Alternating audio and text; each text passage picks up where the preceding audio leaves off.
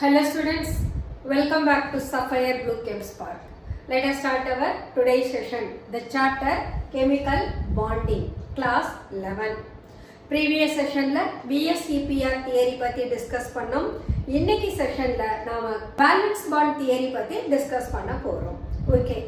ஆக்சுவலா இந்த சாப்டரோட பிகினிங்ல பார்த்தோம்னு சொன்னா how do we represent the molecules using their valence shell electron அததான் டிஸ்கஸ் பண்ணோம். அத நாம Lewis electron dot representation of மாலிகுல்ஸ்னு சொன்னோம். But Lewis electron dot representation அது ஒவ்வொரு ஆட்டம்ஸும் எப்படி 8 எலக்ட்ரானை தன்னோட வேலன்ஸ் ஷெல்ல அச்சீவ் பண்ணுது அதை மட்டும் தான் சொன்னது.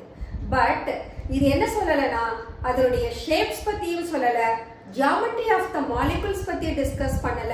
at the same time molecules even though they possess single bond, for example hydrogen single bond, fluorine single bond, but hydrogen molecule break பண்றதுக்கு எனர்ஜி 435.8 kilojoule required. அதே fluorine single bond break பண்றதுக்கு just 150 kilojoule per mole energy is required. அப்போ ரெண்டு மாலிகுல்ஸ்மே just ஒரு single bond தான் அந்த ஆட்டம்ஸ்க்கு இடையில வச்சிருக்காங்க. ஆனா அவங்களோட பாண்ட் எனர்ஜி என்ன ஆகுதுன்னா டிஃபர் ஆகுது. இந்த டிஃபரன்ஸ் ஏன் அப்படின்றத பத்தி Lewis electron dot representation explain பண்ணலாம். அடுத்து நம்ம என்ன பார்த்தோம்னா VSEPR தியரி பார்த்தோம். ஒரு மாலிகுல அதை கன்சிடர் பண்ற போதே தியரட்டிக்கல் பேசிஸ்ல தான் கொடுத்திருந்தாங்க. பட் அங்க நமக்கு எந்த விதமான எக்ஸ்பெரிமெண்டல் எவிடன்சஸும் கிடையாது. ஏன் அந்த மாலிகுலுக்கு அந்த பர்டிகுலர் ஷேப் கிடைக்குது அல்லது அந்த பர்டிகுலர் ஆங்கிள் அது ஃபார்ம் பண்ணுது, இதுக்கான எக்ஸ்பெரிமெண்டல் எவிடன்சஸ் VSEPR தியரியில இல்லை. At the same time VSEPR தியரியை ஒரு குறிப்பிட்ட மாலிகுல்ஸ்க்கு மட்டும்தான் நம்மளால அப்ளை பண்ண முடிஞ்சது. ஒரு காம்ப்ளிகேட்டட் மாலிகுல்ஸ் கன்சிடர் பண்றப்போ VSEPR தியரியை அப்ளை பண்ண முடியல. So VSEPR theory that describes only the shapes and bond angles of the molecule in a theoretical manner. அதே சமயம் அவங்கள ஒரு லிமிட்டட் நம்பர் ஆஃப் மாலிகுல்ஸ்க்கு மட்டும்தான் நம்மளால அப்ளை பண்ணவும் முடிஞ்சது. ஸோ லூயிஸ் எலக்ட்ரான் டாட் ரெப்ரசன்டேஷனும் நமக்கு கம்ப்ளீட் இன்ஃபர்மேஷன் ப்ரொவைட் பண்ணல. அதே போல VSEPR தியரியும் ஒரு மாலிகுல் பத்தின கம்ப்ளீட் இன்ஃபர்மேஷனை நமக்கு ப்ரொவைட் பண்ண முடியல.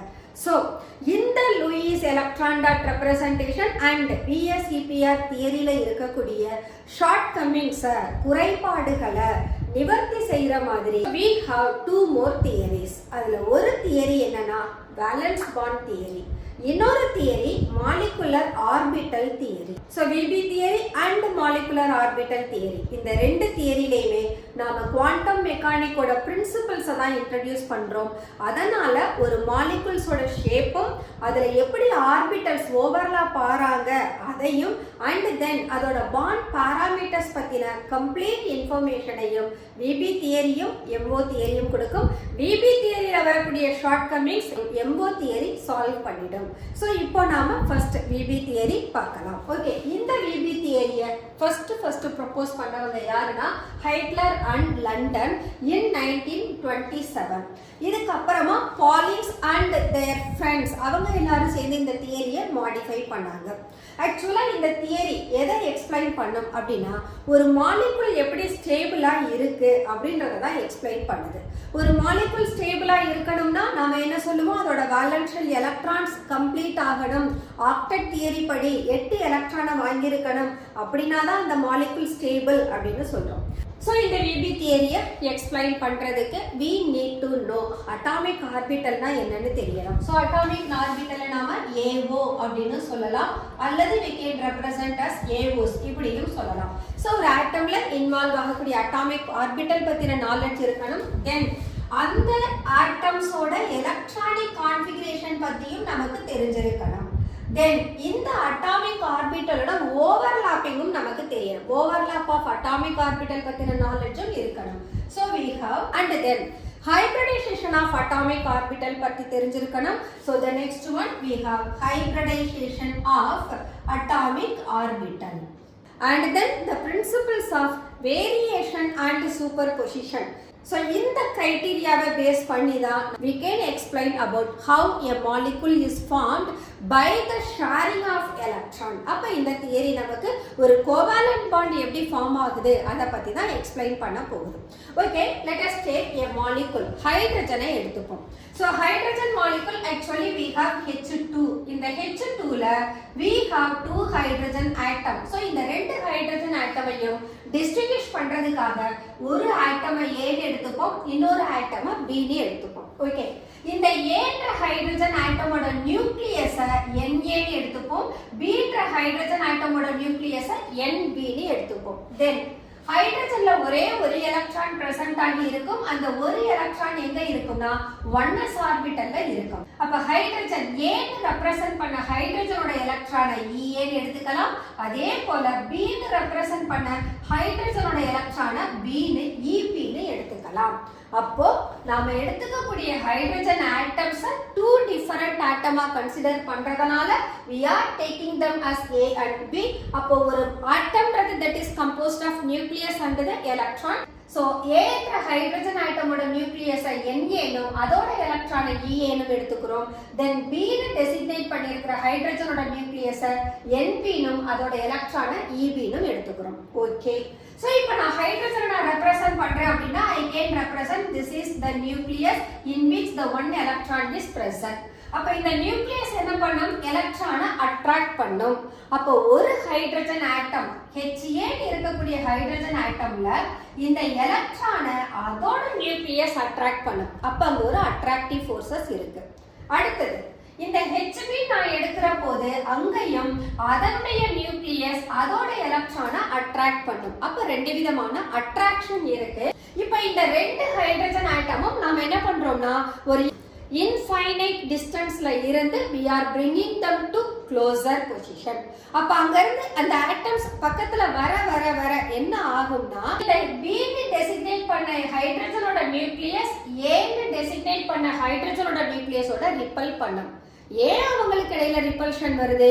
because nucleus they possess positive charge. and Hb ஓட எலக்ட்ரானுக்கும் Ha ஓட எலக்ட்ரானுக்கும் இடையிலயும் ரிப்பல்ஷன் வரும். எப்போ இந்த ரெண்டு ஹைட்ரஜன் ஆட்டமையும் பக்கத்துல நாம கொண்டுட்டு வர்ற போது அந்த ரெண்டு ஹைட்ரஜன் ஆட்டம்லையும் பிரசன்ட் ஆகி இருக்கிற நியூக்ளியஸ் ஒருத்தரோட ஒருத்தர் ரிப்பல் பண்ணுவாங்க. அதே போல அந்த ஆட்டம்ஸ்ல இருக்கக்கூடிய எலக்ட்ரான் அவங்களும் ரிப்பல் பண்ணுவாங்க. இந்த ரிப்பல்ஷனுக்கு ரீசன் என்ன அப்படின்னா அவங்களுக்கு சேம் சார்ஜ் இருக்கிறதுனால. அப்போ இந்த பொசிஷன்ல வர்ற போது this is what the distance between the two hydrogen atom. இத நான் Ha இத Hb ன்னு எடுத்தேனா இந்த மாதிரி இருக்கு. இப்போ இன்னும் இவங்களை நான் பக்கத்துல கொண்டு வந்திருக்கேன். பக்கத்துல கொண்டு வர போது they are just touch each other. இந்த இடத்துல தான் என்ன இன்வால்வ் ஆகும்? எனக்கு ரிப்பல்ஷன் அதிகமா இருக்கும்.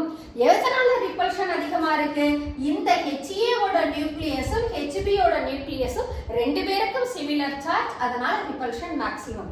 அதே போல Ha ல இருக்கக்கூடிய எலக்ட்ரானும் Hb ல இருக்கக்கூடிய எலக்ட்ரானுக்கும் சேம் சார்ஜ், அதனாலயும் அங்க ரிப்பல் ஆகும். அப்ப இந்த பொசிஷன்ல அங்க அட்ராக்டிவ் ஃபோர்சஸ் விட ரிப்பல்சிவ் ஃபோர்சஸ் கிரேட்டரா இருக்கும். அப்ப என்ன பண்றோம்னா still bringing this atom together, இன்னும் இவங்களை க்ளோசரா கொண்டுட்டு வர்ற போது we can find the overlapping of atomic orbitals of hydrogen atom.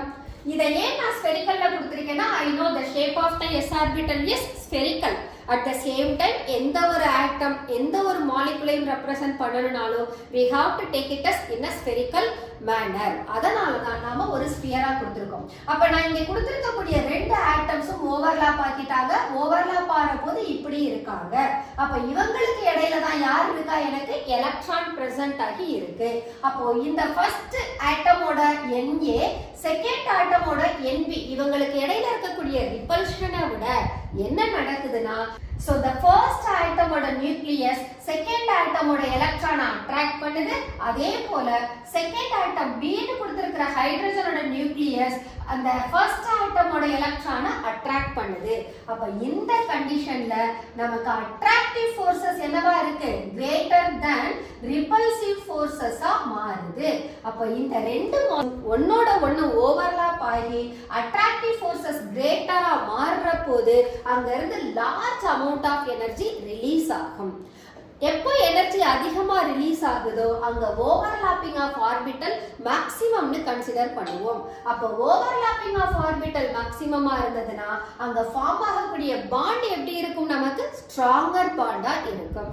இதெல்லாம் நாம ஒரு பொட்டன்ஷியல் எனர்ஜி டயக்ராமை யூஸ் பண்ணி எக்ஸ்பிளைன் பண்றோம். So in the two spheres actually we are representing as HA and HB. இந்த ரெண்டு பேரையும் infinite distanceல இருந்து கொண்டுட்டு வரும்போது இந்த ரெண்டு நியூக்ளியஸ்க்கு இடையில இருக்கிற distance எப்படி இருக்கு? எனக்கு அதிகமா இருக்கு. அதே சமயம் இன்னும் ஸ்டில் அந்த 2 ஹைட்ரஜன் ஆட்டம்ஸை நான் க்ளோசரா கொண்டுட்டு வரப்போ அதனுடைய கரஸ்பாண்டிங் எனக்கு நியூக்ளியர் டிஸ்டன்ஸ் குறையுது. இன்னும் ஸ்டில் அவங்கள பக்கத்துல கொண்டுட்டு வரப்போ இங்க இருக்கக்கூடிய ரிப்பல்சிவ் ஃபோர்சஸ் இங்க வரப்போ எனக்கு என்னவா மாறுது? அட்ராக்டிவ் ஃபோர்சஸா மாறுது. இந்த அட்ராக்டிவ் ஃபோர்சஸ் எதனால வருதுன்னு சொல்றேன்? because of the attraction of the nucleus of one atom to the electron of other atom. அதனால தான் அட்ராக்டிவ் ஃபோர்சஸ் அதிகமாகுது. அப்போ அதனுடைய corresponding bond length 74 picometer இருக்கு. இந்த 74 picometer யாருக்கு இடையில இருக்கிற டிஸ்டன்ஸ்? ஹைட்ரஜனுக்கும் இடையில இருக்கிற டிஸ்டன்ஸ். இததான் நாம இன்டர் நியூக்ளியர் டிஸ்டன்ஸ்னு சொல்றோம். இந்த இன்டர் நியூக்ளியர் டிஸ்டன்ஸ்க்கு இன்னொரு பேர் என்னது? Bond length. அப்ப ஹைட்ரஜன் மாலிகுல்ல ஹைட்ரஜன் ஆட்டம்ஸோட நியூக்ளியஸ்க்கு இடையில இருக்கக்கூடிய லெங்த் 74 பிகோமீட்டர். ஓகே, இங்க அட்ராக்டிவ் ஃபோர்சஸ் மேக்ஸிமம் ஆறபோது என்ன சொன்னோம்? நம்ம எனர்ஜி ரிலீஸ் ஆகும்னு சொன்னோம். அப்போ எவ்வளவு அமௌண்ட் ஆஃப் எனர்ஜி ரிலீஸ் ஆகுதுன்னா 435.8 kilo joule amount of energy release ஆகுது. அப்ப எனர்ஜி ரிலீஸ் ஆகுதுன்னா இது என்ன சைன்ல நாம கொடுக்கணும்? நெகட்டிவ் சைன்ல கொடுக்கணும். அப்போ ஒரு மாலிகுல் ஃபார்ம் ஆகுதுன்னு சொன்னா அங்க கம்பல்சரி எனர்ஜி ரிலீஸ் ஆகணும். எனர்ஜி ரிலீஸ் ஆனா அந்த மாலிகுல் மோர் ஸ்டேபிள். சோ இததான் நாம ஒரு பிக்டோரியல் ரெப்ரசன்டேஷன்ல கொடுத்திருக்கோம். this is molecule HA, this is molecule HB. இவங்களோட நியூக்ளியஸ் A னு டெசிக்னேட் பண்ணிருக்க ஹைட்ரஜனோட எலக்ட்ரான் EA and B னு டெசிக்னேட் பண்ணிருக்க இந்த எலக்ட்ரான் ஹைட்ரஜன் B ஓடது. ஓகே, இந்த டாட்டட் லைன்ல கொடுக்கிறது ஆக்சுவலா இந்த நியூக்ளியஸ் யாரை அட்ராக்ட் பண்ணும்? அதனுடைய எலக்ட்ரானை அட்ராக்ட் பண்ணும். அதே போல A னு கொடுத்திருக்கிற ஆட்டமோட எலக்ட்ரானை அதோட நியூக்ளியஸ் அட்ராக்ட் பண்ணும். இப்போ இந்த ரெண்டு ஆட்டமும் நான் பக்கத்துல கொண்டுட்டு வரப்ப அங்க என்ன ஃபோர்சஸ் வந்திருது? எனக்கு new forces வந்திருது.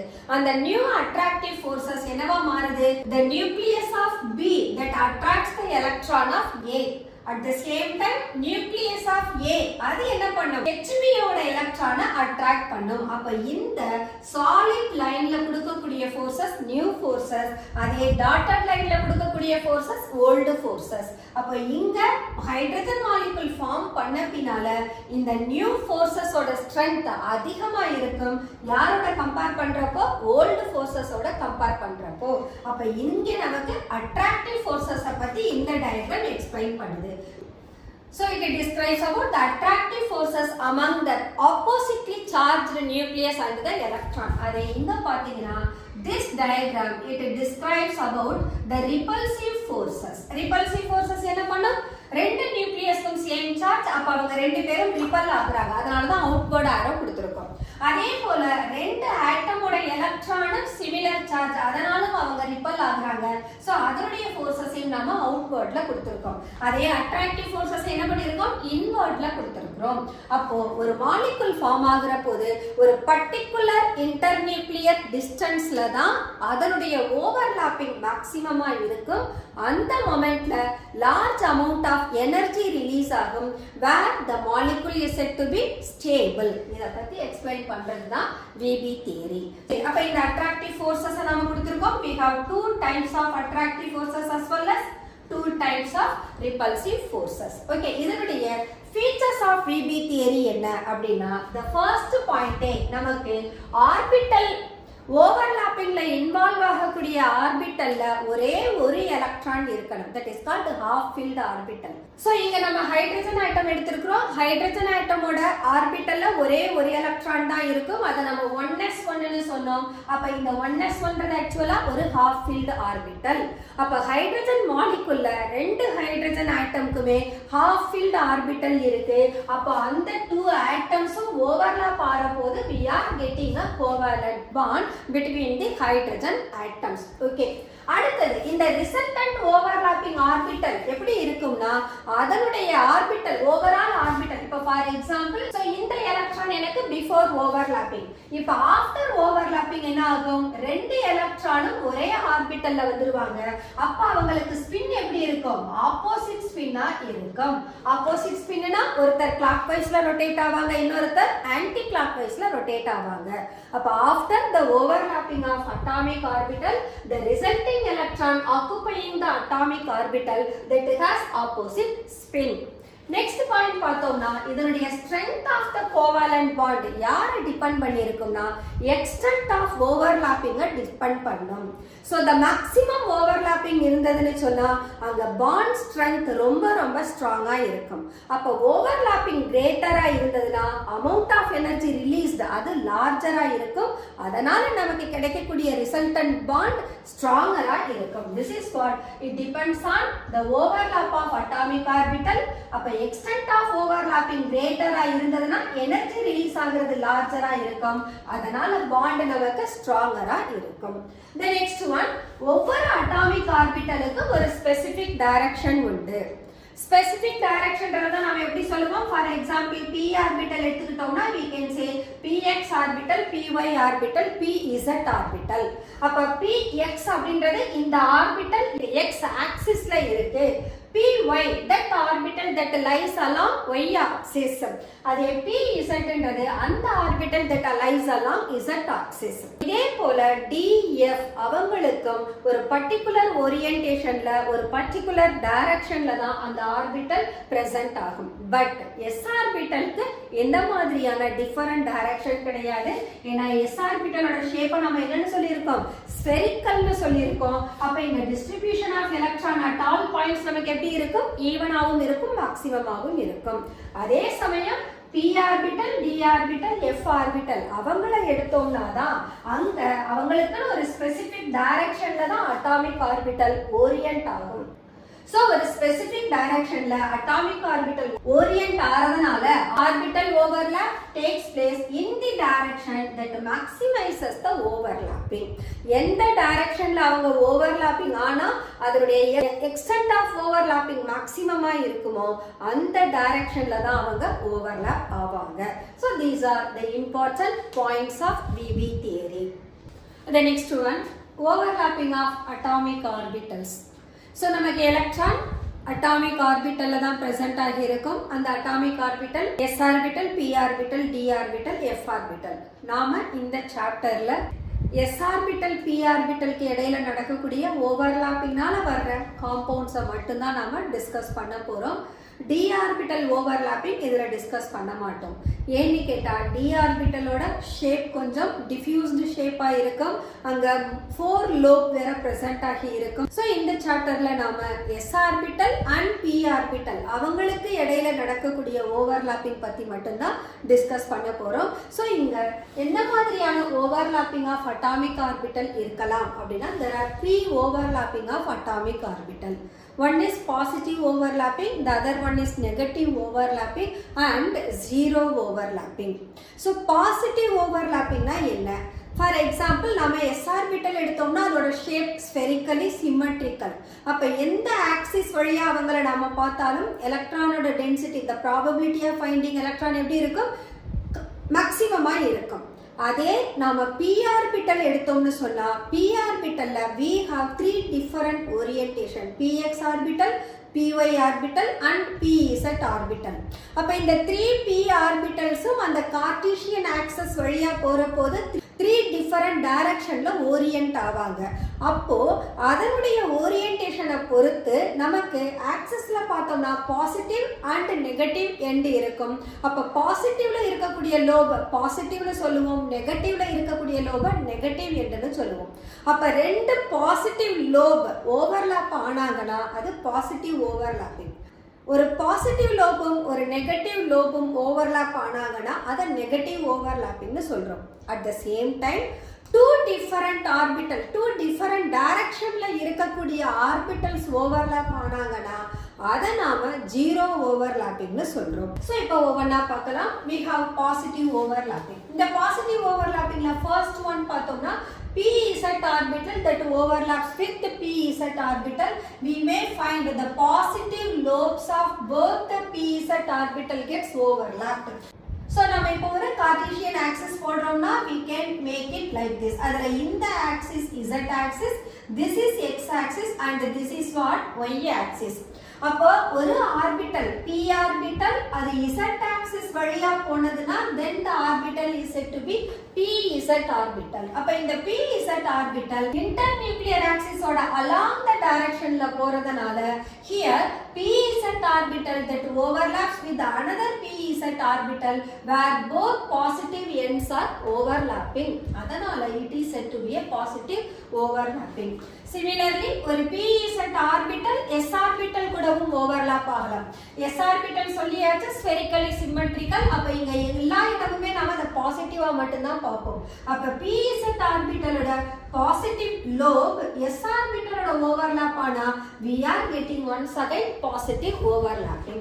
At the same time ஒரு px இன்னொரு px ஓடையோ அல்லது ஒரு py ஆர்பிட்டல் ஒரு py ஆர்பிட்டலோடையோ அவங்களோட பாசிட்டிவ் லோப் நெகட்டிவ் லோபுக்கு இடையில ஓவர்லாப்பிங் நடந்தா then that is also termed as positive overlapping. So இந்த positive overlapping தான் actually ஒரு பாண்ட ஃபார்ம் பண்றதுக்கு ஹெல்ப் பண்ணும். அப்போ ஒரு எலக்ட்ரான் ஒன்னு பாசிட்டிவ் லோப்ல இருக்கணும் அல்லது நெகட்டிவ் லோப்ல இருக்கணும். So எந்த லோப்ல probability of finding electron நமக்கு மேக்ஸிமமோ அவங்க ஓவர்லாப் ஆனா மட்டும்தான் we can have a positive overlapping. அதே சமயம் ஒரு பாசிட்டிவ் லோபும் ஒரு நெகட்டிவ் லோபும் ஓவர்லாப் ஆனாங்கன்னா சப்போஸ் அங்க நெகட்டிவ் லோப்ல எலக்ட்ரானோட டென்சிட்டி மினிமமா இருக்கலாம், பாசிட்டிவ் லோப்ல மேக்ஸிமமா இருக்கலாம். அப்ப நமக்கு அங்க ஓவர்லாப்பிங் என்னவா இருக்கும்? நெகட்டிவா இருக்கும். So here we can consider pz orbital. First pz orbitalோட பாசிட்டிவ் லோப் அடுத்த pz orbitalோட நெகட்டிவ் லோபோட ஓவர்லாப் ஆகுது. அதே போல here we can take the negative lobe of pz orbital overlaps with the s orbital. அல்லது we can take px orbital. இங்க px ஓட பாசிட்டிவ் லோப் அடுத்த px ஆர்பிட்டலோட நெகட்டிவ் லோபோட ஓவர்லாப் ஆகுது. Similarly py. அப்ப two oppositely charged lobe overlap ஆனாங்கன்னா அதால கிடைக்கக்கூடிய ஓவர்லாப்பிங்க்கு பேரு negative overlapping. Next one zero overlapping. இங்க zero overlapping actually அங்க overlapping நடந்திருக்காதுன்னு அர்த்தம். For example, இந்த px orbital actually internuclear axis க்கு perpendicular-ஆ இருக்கு. இது கூட s orbital overlap ஆகுது. அப்ப overlapping பாருங்களேன் ரொம்ப மினிமமா இருக்கு. ஒரு பாசிட்டிவ் லோப்லயும் போகுது, நெகட்டிவ் லோப்லயும் போகுது. அப்ப இங்க நமக்கு overlapping zero overlapping-ஆ இருக்கும். At the same time, in the internuclear axis la present ஆகிற px orbital, py orbital இவங்க ரெண்டு பேரையும் பார்த்தோம்னா these two lobes are perpendicular to the internuclear axis. At the same time, px orbital யார் கூட overlap ஆகுது? py orbital கூட. அப்போ px orbital இங்க இருக்காங்க, py orbital இங்க இருக்காங்க. அப்ப எப்படி இவங்க ரெண்டு பேரும் ஓவர்லாப் ஆக முடியும்? முடியாது. அப்ப two different directionல இருக்கக்கூடிய ஆர்பிட்டல்ஸும் overlap ஆனதுனா that is said to be zero overlapping. அப்போ overlapping of atomic orbital positive negative zero னு கொடுக்கிறோம். கண்டிப்பா இந்த zero overlapping நமக்கு no bond formation கொடுக்கும். இந்த நெகட்டிவ் ஓவர்லாப்பிங் நடந்ததுன்னா அங்க பாண்டோட ஸ்ட்ரெngth ரொம்ப வீக்கா இருக்கும். ஏன்னா two oppositely charged lobes are overlapping. அதே பாசிட்டிவ் ஓவர்லாப்பிங் உங்களுக்கு எஃபெக்டிவ் ஓவர்லாப்பிங் கொடுக்கும். அதனால அங்க பாண்ட் நமக்கு ஸ்ட்ராங்கரா இருக்கும். So these are overlapping of atomic orbitals. The next one, what are the different types of overlapping? So இங்க நாம பாசிட்டிவ் லோப் நெகட்டிவ் லோபை பேஸ் பண்ணி தான் எக்ஸ்பிளைன் பண்ணோம். இதே இங்க two types of overlapping கொடுக்கும். ஒன்னு sigma bond, the other one is pi bond. சிக்மா பாண்ட ஹேண்ட் ஆன் ஓவர்லாப்பிங்னு சொல்லலாம் அல்லது எண்ட் டு எண்ட் ஓவர்லாப்பிங்னு சொல்லலாம். So sigma bond form ஆகணும்னா overlapping ஒன்னு end to end னு சொல்லலாம் அல்லது hand on overlapping னு சொல்லலாம் in which the atomic orbitals are along the internuclear axis. அப்போ internuclear axis வழியா overlapping நடந்ததுனா where the extent of overlapping is maximum. That's why we can have the three types of sigma bond formation. ஒன்னு s orbital ஓட overlap ஆகிருக்கலாம் அல்லது pz orbital ஓட overlap ஆகலாம் அல்லது s orbital pz orbital ஓட overlap ஆகலாம். அப்ப இந்த three types of overlapping நமக்கு sigma bond produce பண்ணும். So we can have SS overlapping or PP overlapping or SP overlapping. So pz orbital z axis வழியா தான் போகும். அந்த z axis தான் நாம internuclear axis அப்படினு மீன் பண்றோம். So அந்த axisல இருக்கக்கூடிய pz orbital as they are along the axis and it gives rise to the maximum overlapping with another p orbital of z axis. So pz orbital ஓட overlap ஆனாதான் the maximum extent of overlapping இருக்கும். அதே போல pz orbital s orbital ஓட overlap ஆனாதான் maximum extent கொடுக்கும். See that this is pz with s. So both of them are along the axis. அப்போ இங்க extent of overlapping maximum இருக்கும். அப்போ s orbital p orbital ஓட overlap ஆகணும்னா we have to select only pz orbital. Then the formation of pi bond. Pi bond எப்படி form ஆகும்னா this is because of lateral overlapping அல்லது sideway overlapping of px orbital or py orbital. இந்த overlappingல px orbital ஓட தான் overlap ஆகணும். py orbital ஓட தான் overlap ஆகணும். அப்ப அவங்க sidewayல overlap ஆகற போது அங்க extent of overlapping minimum-ஆ இருக்கும். அப்ப pi bond ஃபார்ம் ஆகுறது actually ஒரு sigma bond. In addition to that we have a pi bond.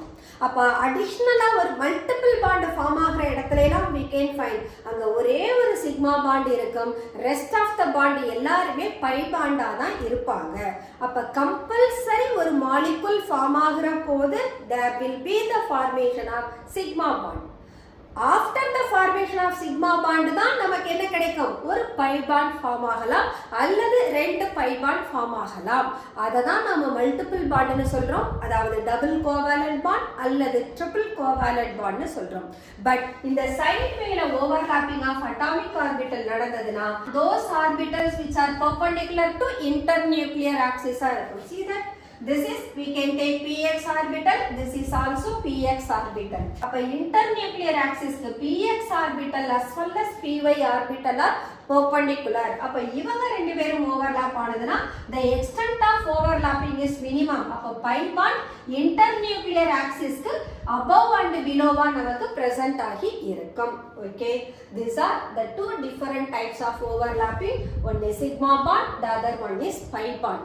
இவங்களோட strength நாம compare பண்ணனும்னா we can say simply the axial overlapping of atomic orbital along the axis ல நடந்ததுனா there will be a maximum extent of overlapping.